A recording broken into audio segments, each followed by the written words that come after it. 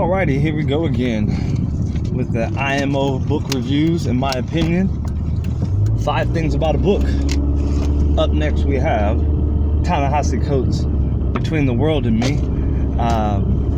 Hey, right into it. First thing about the book is the way Ta-Nehisi is able to articulate an issue, and obviously this is going to be more personal than other topics, but he's able to articulate his experience as a black man in America, and as a parent of a black child, specifically a parent of a black male child.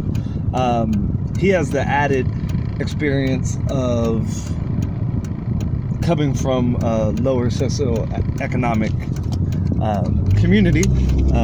That's not necessarily my experience, but the way he's able to articulate it, he still touches on 90% of the experience. And I think in these sorts of instances, it's important to be able to put words to such raw emotions, and such emotions that are not shared by the majority of Western populations, and that are easily marginalized into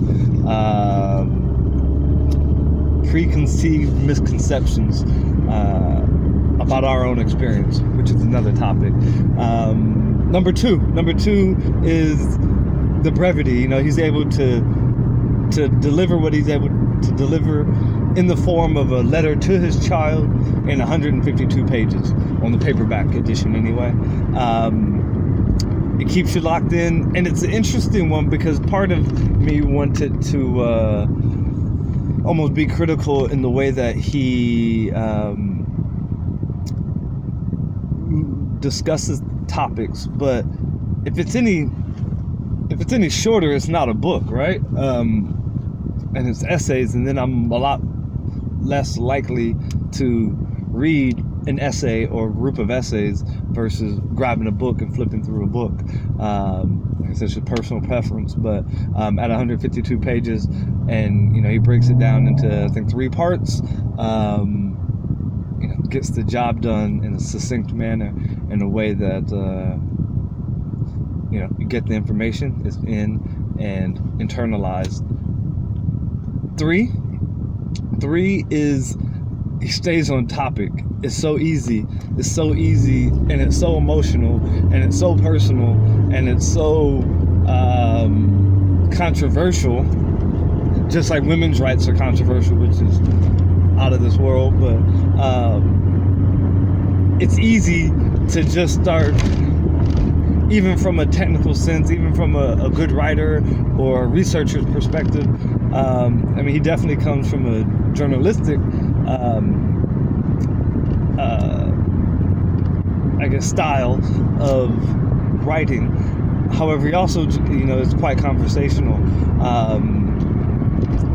And his points about protecting the body, and it was completely unexpected. I thought it was going to be much more of a sociological, intellectualized discourse on race in America, and how he in particular dealt with it. And yeah, of course that's in there, but that overall point of an inability, and I do think women go through, and that's half the population, women go through the same thing of the biggest threat in their lives is to their body, whether it's with the women, I think women typically physical threat to their safety. With Black Americans, yes, it's a physical threat, but also it's incarceration, and a separation of our bodies from our families, in several different senses of the word. And it's interesting because here I am in Australia, quite geographically separated from my family, not because of a direct threat of violence to my body, but the environment in America isn't something that kept me there. Yeah. Number four, the way that it wasn't just a whinge, you know, it wasn't just, oh, it's so hard to be black in America. You know, his version of Mecca, of being Howard University, first of all, made me want to go to Howard. But you know, me personally, once again,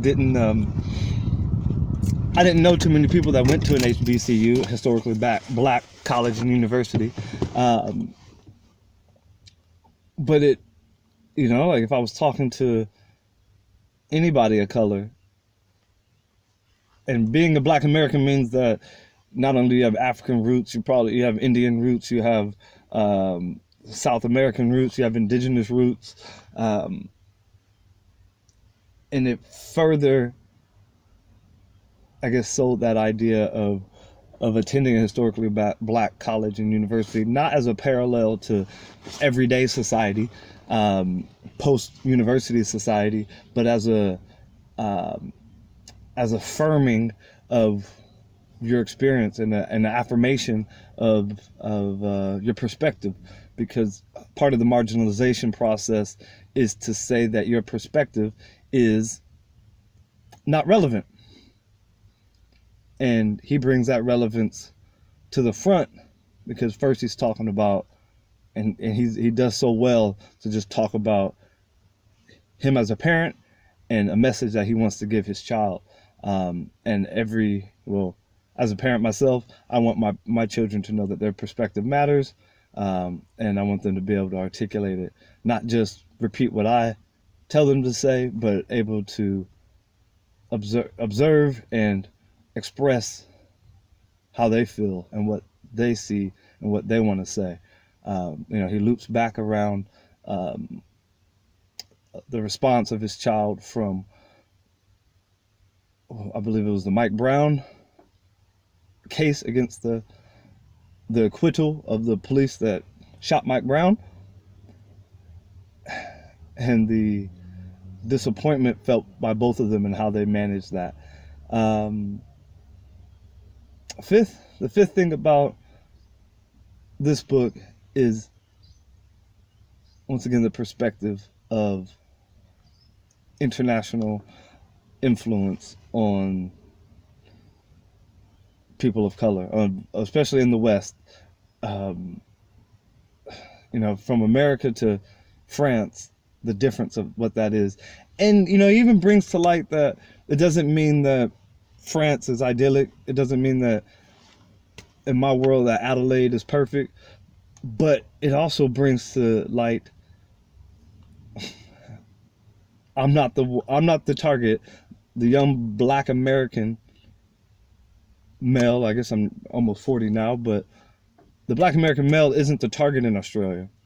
Doesn't mean it's better for Aboriginal males or any female alone at night. It just means that in general, people have more interest and curiosity about my experience versus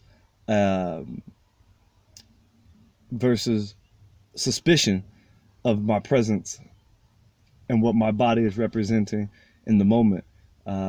So yeah, you know, Ta-Nehisi Coates sharing his perspective and delivering it in a way that makes me interested in what a non-person of color would think of it. So yeah, 5 out of 5. 5 out of 5. You know, symbols of equality. Definitely leave a comment if you're not.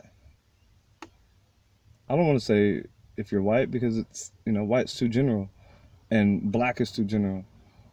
But if you haven't experienced life as a minority, I wonder what you think when people talk about the experience of that, especially in the West, because that's my life. I mean, I spent some time in Africa, but and that's different, and I got to do a different post on that. So yeah, Ta-Nehisi Coates, Between the World and Me. breaking down walls.